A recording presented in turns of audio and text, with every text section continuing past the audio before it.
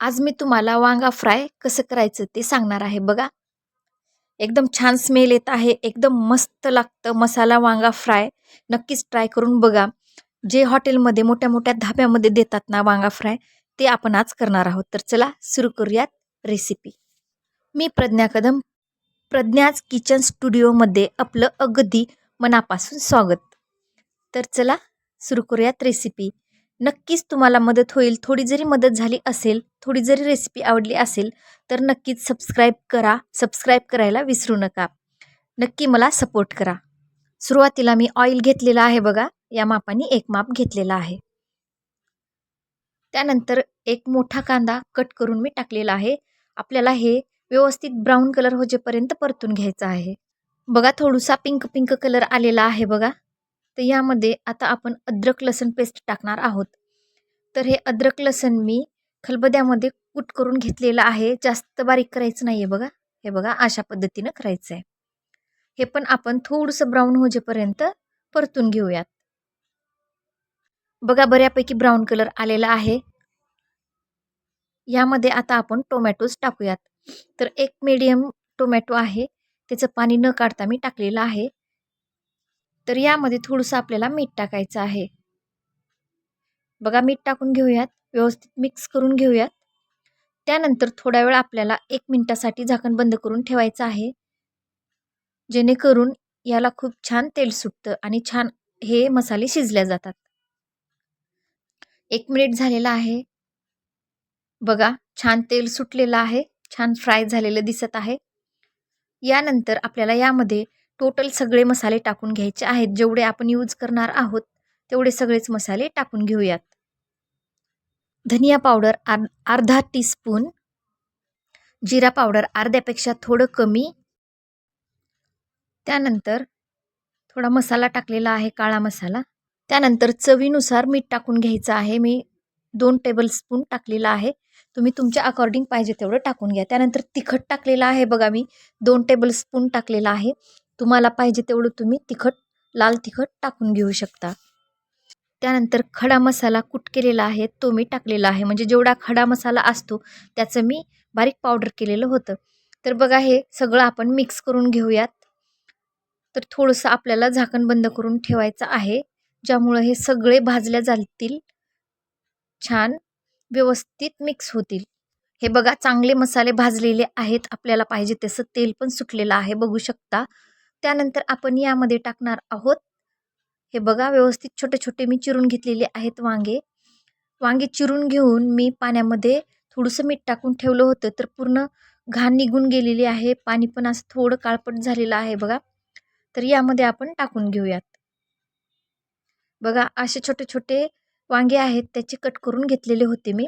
तर हे मसाला वांगा आहे. त्यामुळं अशीच पद्धत आहे.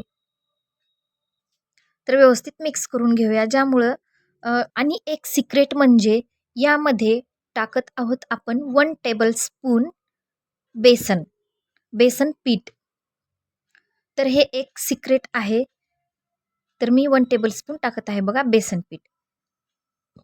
इथपर्यंत आल्याच्यानंतर बेसन पीठ टाकायचं आहे आणि व्यवस्थित आपल्याला कमी आचेवर हे सगळं मिक्स करून घ्यायचं आहे. ज्यामुळं जे मसाला आहे ते आपल्या वांग्याला व्यवस्थित लागला पाहिजे. त्यानंतर इथं जर तेल तुम्हाला कमी वाटलं तर तेल तुम्ही टाकून घेऊ शकता. परत आपल्याला थोड्या वेळासाठी बंद करून ठेवायचं आहे म्हणजे झाकून ठेवायचं आहे. बघा झाकण काढलेलं आहे मी. अगदी पाहिजे तसं झालेलं आहे. परत यामध्ये थोडंसं तेल टाकून मी झाकून ठेवणार आहे. बघा शेंगदाणे भाजून घेतलेले आहेत मी. बघा मस्त तेल सुटलेलं आहे. मस्त तरी दिसत आहे. हे बघा बघू शकता तुम्ही. थोडंसं तेल आणि 1 वाटी इथं पाणी टाकलेलं होतं मी आणि त्यानंतर बंद करून आपण 1 ते 2 मिनिट शिजवून घेतलेलं आहे. बघा त्यानंतर ही एक सिक्रेट पद्धत आहे. जे तरी आहे ना आणि जे तेल आहे तर ते आपल्याला साईडला काढून घ्यायचं आहे. तर असं का? कारण आपण कोणत्याही भाजीमध्ये जेव्हा शेंगदाणे टाकतो ना, म्हणजे शेंगदाण्याचं कूट टाकतो ना, तर ती अशी पांढरट-पांढरट दिसते, बरोबर ना? कधी पण पहा तुम्ही, जेव्हा तुम्ही ना डायरेक्ट असं कूट टाकता ना, तर ती पांढरी पांढरी दिसते आणि त्याचं तेल पण पूर्ण नाहीसं झाल्यासारखं दिसतं आणि ती तर्री पण वरची दिसत नाही.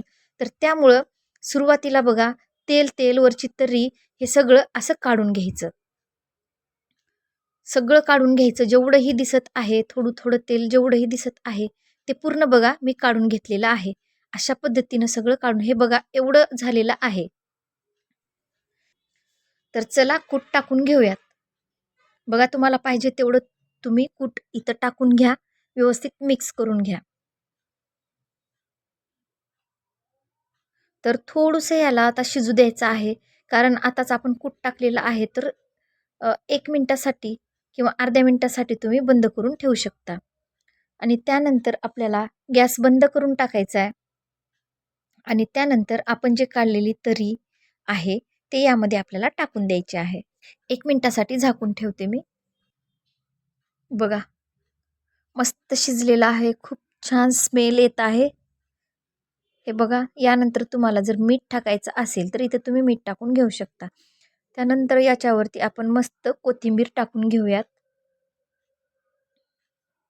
बघा, कट करून टाकून घेत आहे मी. तर अशा पद्धतीनं नक्कीच करून पहा. तुम्हाला नक्कीच आवडेल. एवढी छान टेस्ट लागते ना, एवढा मस्त स्मेल येत आहे धाब्यावर, हॉटेलमध्ये जशी करतात ना त्या पद्धतीनं. तर एक वेळेस ट्राय केलात ना तुम्ही वांग्याची भाजी ही, वांगा फ्राय मसाला, मसाला वांगा फ्राय रेसिपी एक वेळेस जर ट्राय केलात ना तुम्ही, तर नेहमी अशीच करून खाणार आहेत तुम्ही. तर नक्की कमेंटमध्ये मला सांगायला विसरू नका कशी झाली. बघा, पूर्ण शिजून झालेला आहे. आता यावर गॅस बंद करायचा आहे आणि यामध्ये आपण काढलेला जो रस्सा आहे, तर यामध्ये टाकून देऊयात. हे बघा. तर कधीही तुम्हाला जेव्हा कूट टाकायचं असेल, तर तुम्ही नंतर टाकणार असाल ना, तर अशी पद्धत वापरा. ज्यामुळे ही तरी तशीच राहील, कलर पण तसाच राहील, एकदम पांढरा-पांढरा होणार नाही. तर नक्कीच लाईक करा, शेअर करा, कमेंट करा, सबस्क्राईब करायला विसरू नका. बेल आयकॉन प्रेस करा, ज्यामुळे नवीन-नवीन रेसिपीज माझे तुमच्यापर्यंत येतील. तर चला भेटूया. आनंदी राहा, खुश राहा, मजेत राहा, एन्जॉय करा, मस्त राहा, मस्त खा आणि माझे नवीन-नवीन रेसिपीज पाहत राहा. तर चला भेटूयात अशाच नवीन एका व्हिडिओमध्ये. तोपर्यंत थँक यू.